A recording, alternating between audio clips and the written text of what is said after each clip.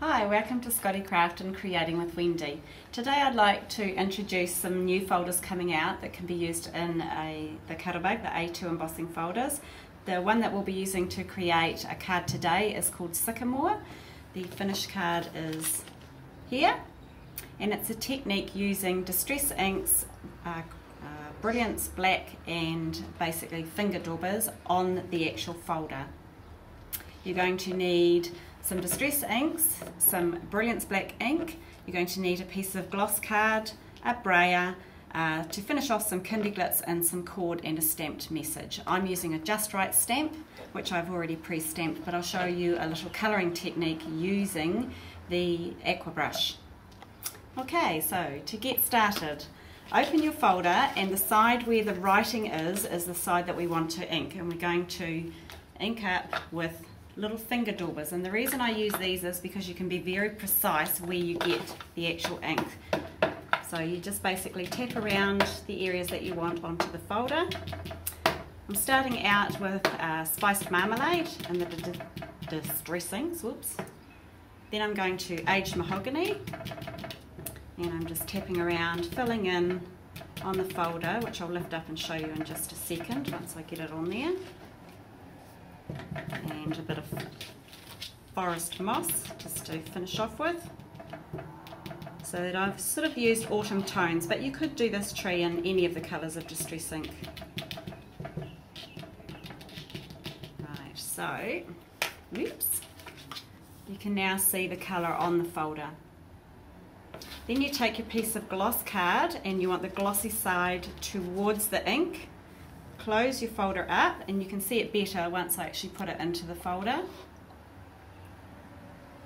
And then send it through your Cuttlebug with a combination of A and 2B boards, sandwiching your design between.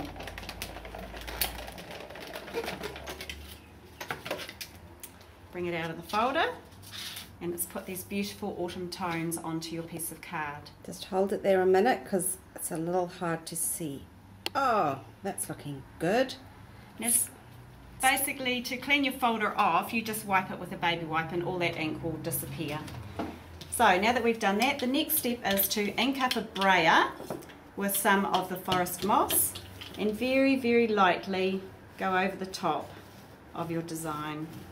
And what we're trying to do here is basically put the green over all the branches of the tree because the colour is actually in the background. Just roll backwards and forwards.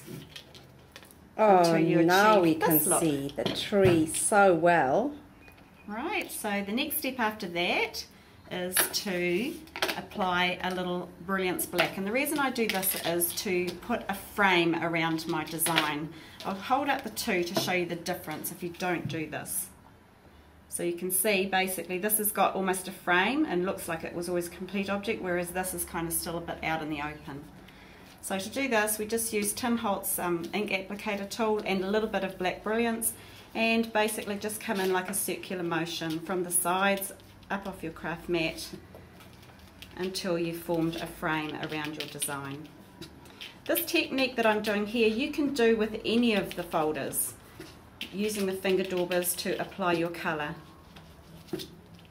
This makes a lovely mess on your craft mat, which will also just clean up with a bit of stamp cleaner and a baby wipe. So here is my design now with the black frame. Now the next step was to create my design so that I could form it into a card. So what I've done is just use the spellbinders. I've used a scalloped circle and I've used a straight cut circle. Use this after you've actually stamped your image on there, that way you can precisely cut it. It's harder to stamp after you've cut. So I'll just move that out of the way, flying past you there. I've actually put a bit of foam mounting tape onto the backs of each of these, and then I'm going to layer them together.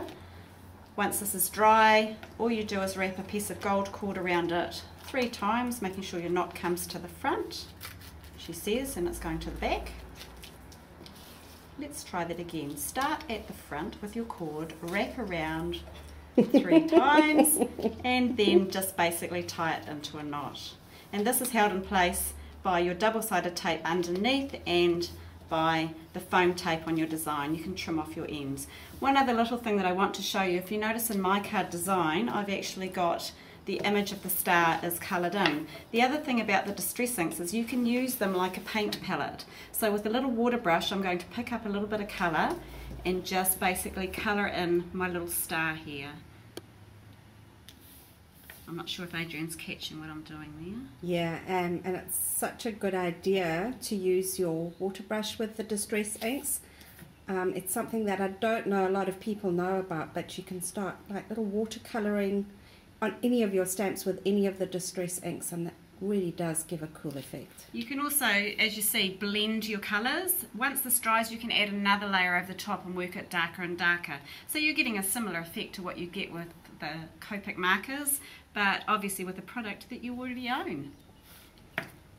Okay, so that's just a matter of layering those together and then sticking them onto your card and then applying it to a green card face, and voila, your card is finished. That's really lovely, and don't forget that you can do this with any of the embossing folders, the Cuttlebug ones or the Craft Concepts ones. It's the technique that works with everything. So enjoy doing that, and I'm going to show you some of the other new folders that are new as well. It's quite hard to pick it up, so I'm going to zoom in and see if you can pick up the patterns. These are pre-order folders. They should be in store reasonably soon. So if you just go onto the website at www.scottiecrafts.co.nz, you'll be able to pick and choose the ones that you want. They are $9.99, and you will be able to buy assorted ones in packs of 2 for $14.99. I'll just zoom in on a few of these beautiful cards that Wendy's done with them. There you go. And that one has also used the Martha Stewart Picket wrought iron fence as a border. There's the floral border one, which is really lovely. And the little diamond one. Stitched, I think that one's called. Stitched diamond, okay. And then there's one where you can put little rhinestones in swirls. They're really, really cool. There's also a frame you can see there. Oh, I'm jumping around a little bit here. There you go. Stars, dots, diamonds, Tracks. And tracks. So enjoy that, ladies. And we'll see you again soon. Bye. Bye.